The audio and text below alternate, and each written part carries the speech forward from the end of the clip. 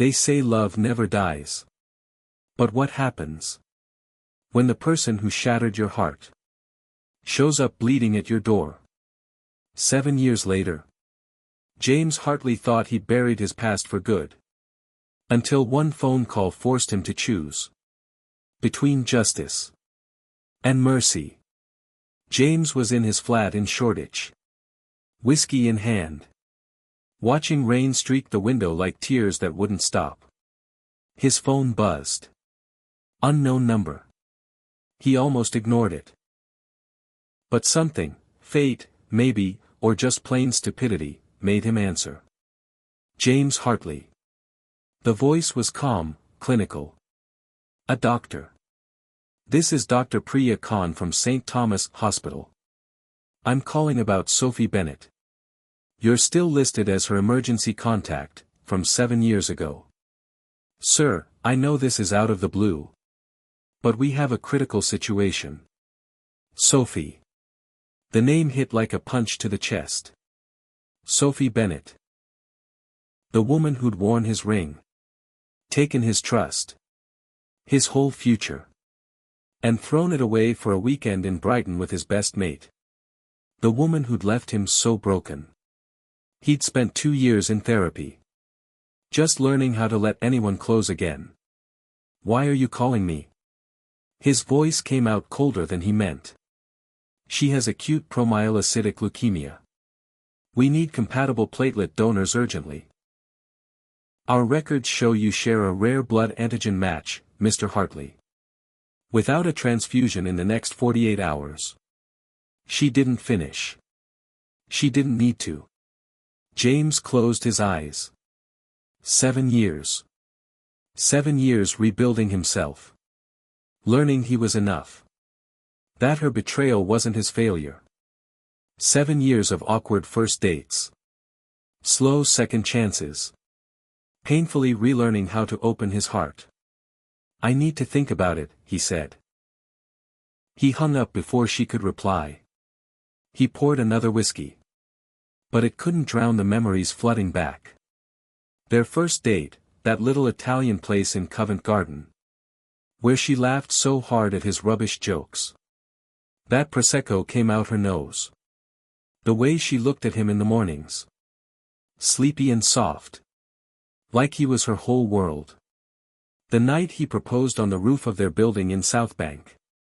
London glittering below like a promise. And then the other memory.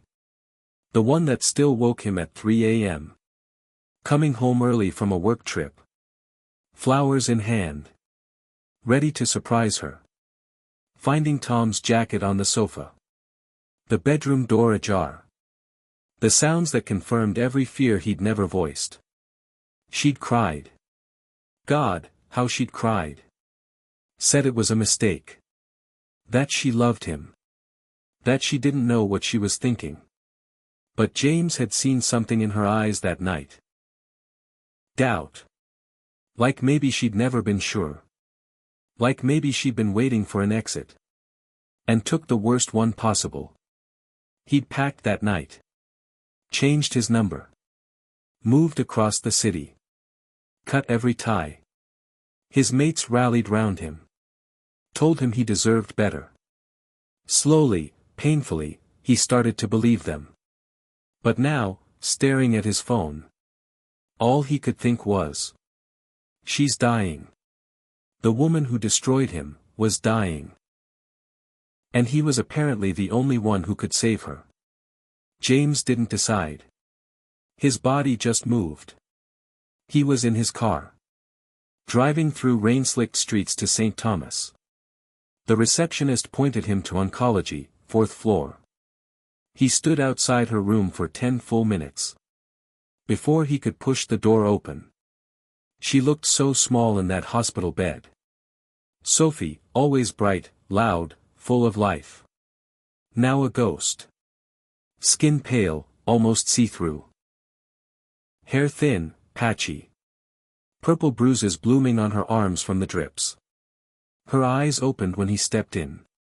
Those same hazel eyes that once held love. Guilt. Goodbye. James. A whisper. Tears rolled instantly down her cheeks. You came. I told them not to call you. I didn't want you to feel forced. Yeah, well. He stayed by the door. Arms crossed. Shield up. Here I am. I'm so sorry. The words cracked into a sob. For everything. For what I did. For dragging you back into this mess now. For being so weak I can't even die alone. Don't. His voice sharp. Don't make this about your guilt. She nodded. Wiped her face. You're right. You owe me nothing. You should go. I'll figure something else out. He should have left. Every sensible part of him screamed to walk away. She'd made her choices. He'd survived them. This wasn't on him. But he couldn't stop seeing her laugh. Couldn't stop remembering how she'd hold his hand through scary films. Kiss his forehead when work stressed him out. Believe in him when he wanted to quit the corporate grind and start his own consultancy. She'd been his best friend, before she was his fiancée. And some stupid, stubborn part of him couldn't let her die. What happened? He asked quietly. After. What happened to you? Sophie looked surprised he was still there. She took a shaky breath. Tom left me 3 months after you did. Said I was too damaged. Too guilty. Turns out cheating with your mate's fiancé is thrilling. Living with her afterwards, not so much. She laughed, bitter, then winced. Pain. I spiraled. Lost my job. Moved back in with Mum and Dad. Started therapy. Really looked at why I ruined the best thing in my life. And he hated that he wanted to know. I was terrified, James. You loved me so completely. You saw a future I didn't think I deserved. My parents had this awful marriage. Dad cheated. Mum stayed. They made each other miserable for 30 years. I think part of me was always waiting. Waiting for you to do the same. So I. Her voice broke. I did it first. If I broke it myself, maybe it would hurt less. James felt something crack inside his chest. Did it hurt less? No. Tears streamed. It hurt every single day. Losing you was like losing part of myself. I kept reaching for something that wasn't there. And now I'm dying. And all I can think is how I wasted our time. Threw away something precious. Because I was too broken to see what love really was. The machines beeped steadily. Rain tapped the window. James felt 7 years of anger. Grief. Walls. Starting to crumble. I'll do it, he said quietly. The platelets. I'll do it. James, no. You don't have to. I know I don't have to. But I'm going to. Not because I forgive you. Not because we're okay. But because I can't stand here and watch you die. When I could stop it. I can't live with that. Maybe you don't deserve my help. Maybe you don't deserve another chance. But maybe mercy isn't about what people deserve. Maybe it's about who we choose to be. When it costs us something. She sobbed openly now. Thin frame shaking. Thank you. God, James, thank you. I don't know what to say. Don't say anything. Just fight. Fight to live. Not for me. For yourself. He called the nurse. Tests confirmed it. Perfect match. 1 in a million. Transfusion booked for 6 the next morning. James went home. Sleep impossible. He sat by the window. City lights blurred through rain. Thinking how life breaks us. Then stitches us back together. His old therapist's words came back. Forgiveness isn't forgetting. It's releasing the weight. So you can move forward. He'd always thought moving forward meant erasing Sophie completely. Pretending she never existed. But maybe moving forward just meant not letting the past poison today. At 5:30, he drove back. Pre-dawn streets empty. Quiet. He felt like the only soul awake in London. Heading towards something he still didn't understand. The procedure took 3 hours. James lay there, watching his platelets flow through tubes. The nurse explained. His healthy ones would help her body fight. Give her a chance. He watched part of his life force leave him. Enter the woman who'd shattered him. And felt something unexpected. Not rage. Not sorrow. Just, quiet peace. Dr. Khan came in after. Tired smile. It's looking good. Her count's already rising. You may have just saved her life, Mr. Hartley. James nodded. Dizzy. Empty. Can I see her? She's resting. But yes. Room 437. He walked slowly down the corridor. Legs unsteady. Pushed open her door. Sophie's eyes closed, but not asleep. Tears sliding into her hair. I felt it, she whispered. Eyes opening. I don't know how, but I felt the moment your blood came into me. Like, a piece of you coming home. She sobbed. I don't deserve this. I don't deserve you. James sat beside her bed. Suddenly exhausted. Maybe none of us deserve the grace we get. Maybe that's what makes it grace. They sat in silence. Outside, dawn broke over London. Pink and gold. James, she said softly. I know I can't undo what I did. There's no going back. But if I survive this, I'm going to spend the rest of my life becoming someone worthy of what you gave me today. Not for you. For me. So when I look in the mirror, I see someone who deserves to be here.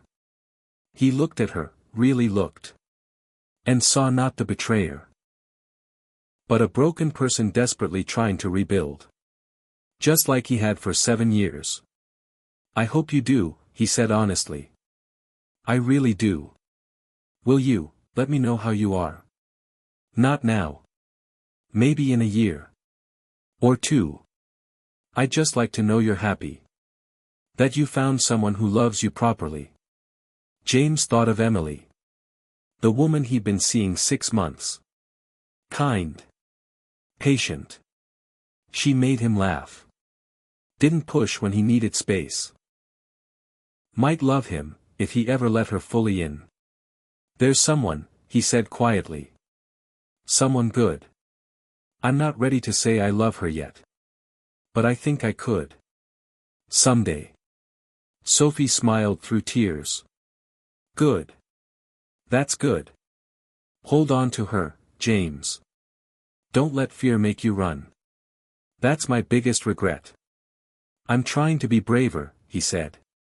Every day. I'm trying. They talked another hour. Not the past. Not what-ifs. Her parents flying in from Devon.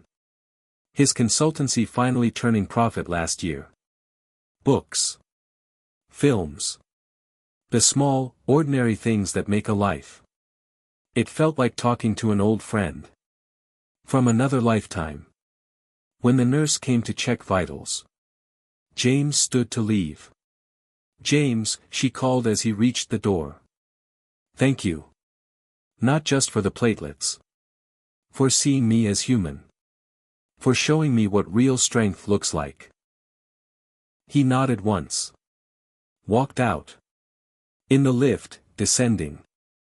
Something released in his chest. Like he'd held his breath 7 years. And could finally exhale. Outside, the London morning crisp and clean. Rain had washed the city. James pulled out his phone. Texted Emily. Can we talk today? Got something important. Her reply instant. Of course. Coffee at our spot. 10. He smiled. Typed back. Perfect. See you then. He drove home slowly. City waking up around him. Thought about the lad he'd been 7 years ago. Shattered, thinking he'd never be whole. And the man he was now. Scarred, yes. But stronger. Capable of mercy. Capable of letting go. At their favorite coffee shop in Soho. He told Emily everything. Sophie. The call. The transfusion. The years of pain he'd never fully shared. She listened. Hand warm round her cup. When he finished, silence. Then, softly. Are you still in love with her? No, he said without hesitation. I loved who she was. I grieve who we were. But that's gone. That version of us doesn't exist anymore. And us? Her voice small. Where does this leave us?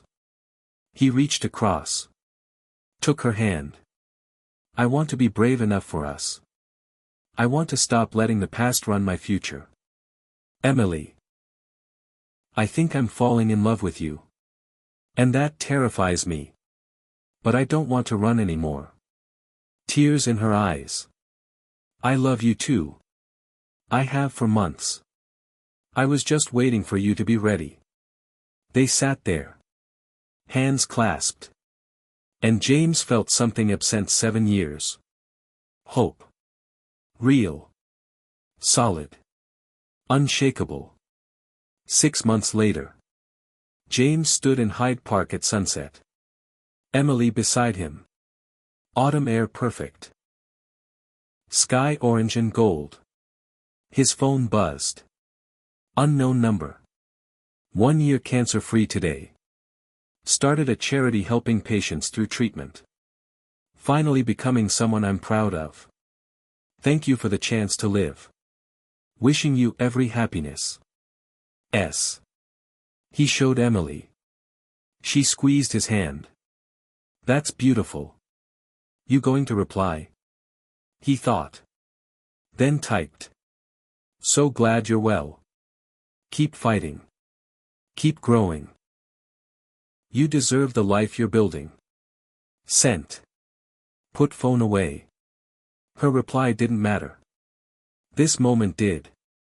This sunset. This woman whose hand fit perfectly. Future stretching out. Like a promise he was finally brave enough to believe. I've got something to ask you, James said. Turning to Emily. Heart pounding. She looked up. Sunset in her eyes. Smiled. Ask me. He pulled a small velvet box from his pocket. Dropped to one knee. Right there in Hyde Park. Joggers passing. City humming. Emily Rose Carter. Will you marry me? Will you let me spend the rest of my life being brave enough to love you the way you deserve? She was crying. Laughing. Saying yes before the ring even slid on. People clapped. A dog barked excitedly. And James Hartley, who once thought his heart too broken to love again, pulled his fiancée close.